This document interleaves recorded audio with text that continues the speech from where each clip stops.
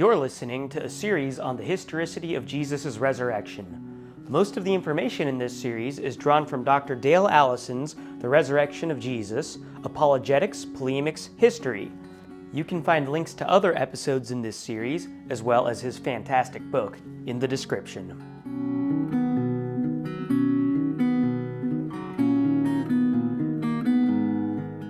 Whew! It's been quite the journey, guys.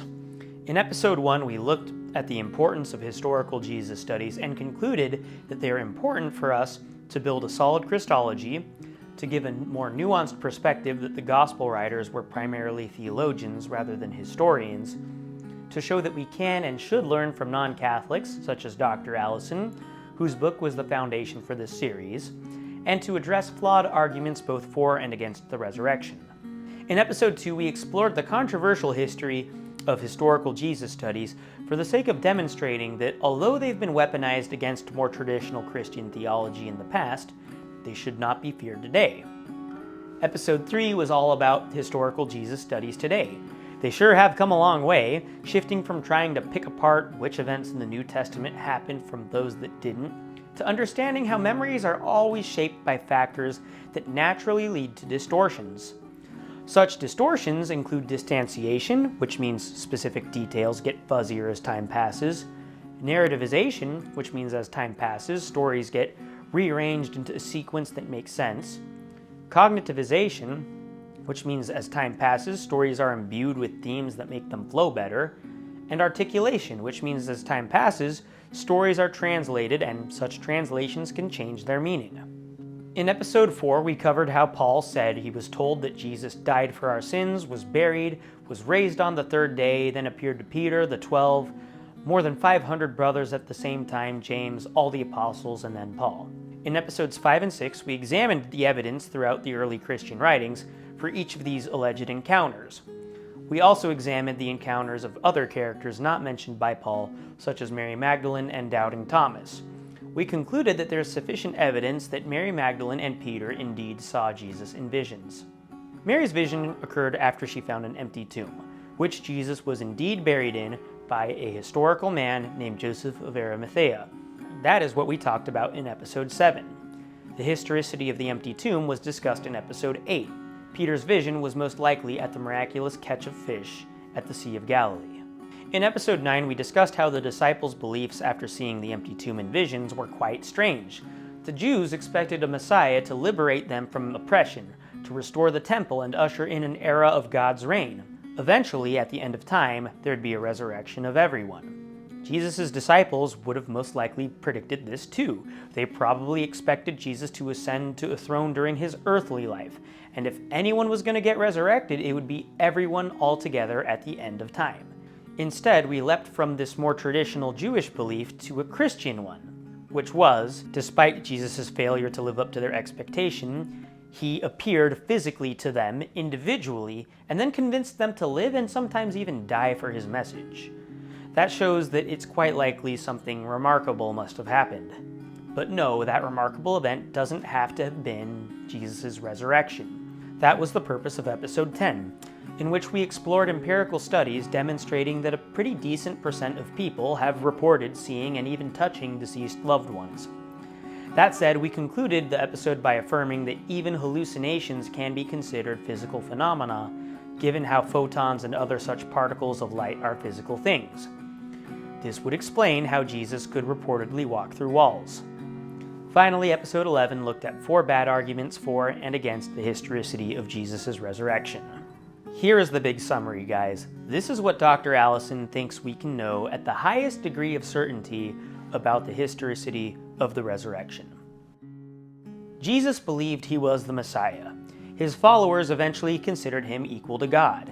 These were radical ideas, and claims of messiahship implied to Jesus' disciples and his enemies that he would eventually establish an earthly, likely militant rule over Israel. His surging popularity, combined with his violent cleansing of the temple, convinced the leading Jewish authorities that Jesus was getting ready to ascend to his earthly throne. This logically implied that Jesus and/or his followers would lead an insurrection, so the Jewish authorities had Jesus arrested, tried, and executed as an insurrectionist via crucifixion. After Jesus died on the cross, a Jewish elite named Joseph of Arimathea asked Pontius Pilate for the body. Such a request would not have always been honored, but for whatever reason, Pilate granted it. Jesus was buried in a tomb. After a few days passed, Mary Magdalene went to the tomb. She saw it was empty and told the others. Then she saw a vision of Jesus. Around this time, probably before Mary's vision, Peter and the other disciples returned to their homes in Galilee, befuddled by Mary's report of an empty tomb.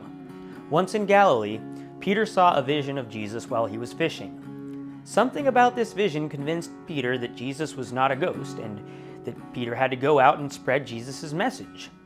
This is significant because there wasn't really a notion in Judaism, as far as we're aware of an individual messianic resurrection. The only resurrection that was supposed to happen was going to be at the end of time, and it was going to be for everyone. Anyways, as I said, something about Peter's vision convinced him to go back into ministry.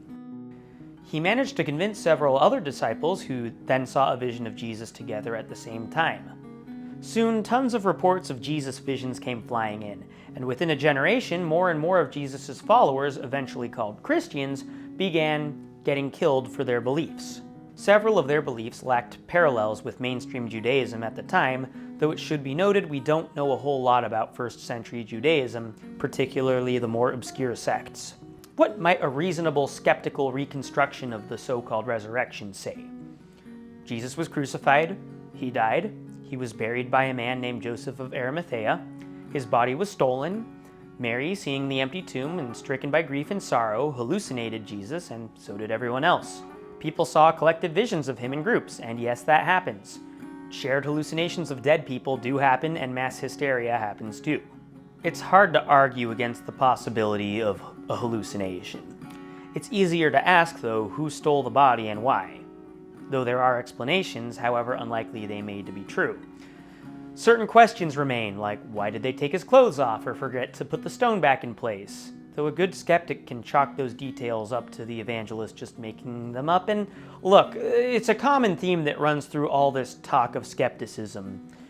I mentioned this last episode. It's easy to provide alternative hypotheses to specific events on their own.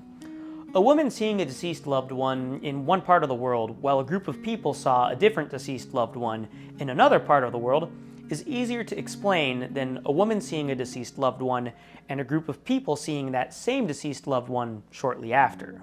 That's the thing about Jesus' alleged resurrection. In isolation, you can explain each of these happenings, but when combined together, it becomes more difficult. You can say that 20% of widows experience seeing and feeling their deceased spouses.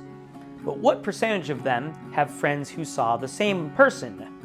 And what percentage of that subpopulation sees the deceased person for a prolonged period of time and then changes their entire worldview because of it? We've seen religions spring up after the executions of their founders, but what percentage of those were followed by visions?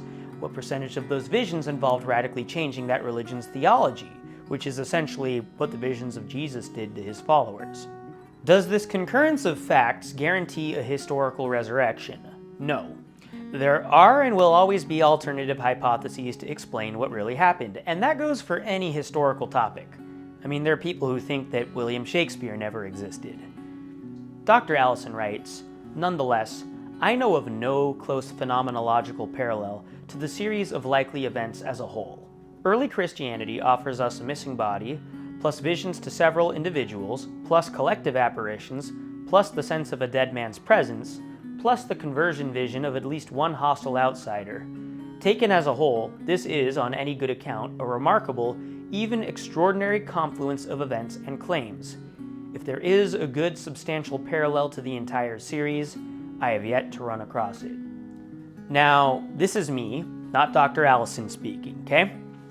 Within Christianity, we have a missing body, plus several individuals who claim to encounter the same guy at different times and places, plus groups of people who claim to encounter him together, plus a similarity in his message for them, plus the shared experience of touching this man, plus the rise of a new eschatology that defies traditional Jewish expectations, plus the enthusiasm of a decent number of people who committed their lives to carrying out the message of a man they had likely before considered a failed prophet. plus the rather quick consensus on details surrounding this man's death, plus the reliance on women who were considered unreliable for said details, plus the persistence of these details and a whole new religion in the face of persecution, plus several other details I probably missed. Putting my personal beliefs aside to the best of my ability, I take a look at the evidence and do believe it leans in favor of Jesus having risen from the dead. On that note, the persistence of this new religion in the face of persecution will be the subject of my next video series when I look at the history and development of the papacy and how I, as a Catholic, believe that it serves as the institutional core of the Church Christ established, which persists to this day. Until then, have a great day. God bless you. And a very special thanks to Dr. Dale Allison for not only writing such a phenomenal book, but also for reviewing this script. Dr. Allison, thank you so much, not only for your contributions as a scholar to academia, but to the Christian faithful who do desire to grow in knowledge and by extension relationship with Jesus Christ. Thank you very much.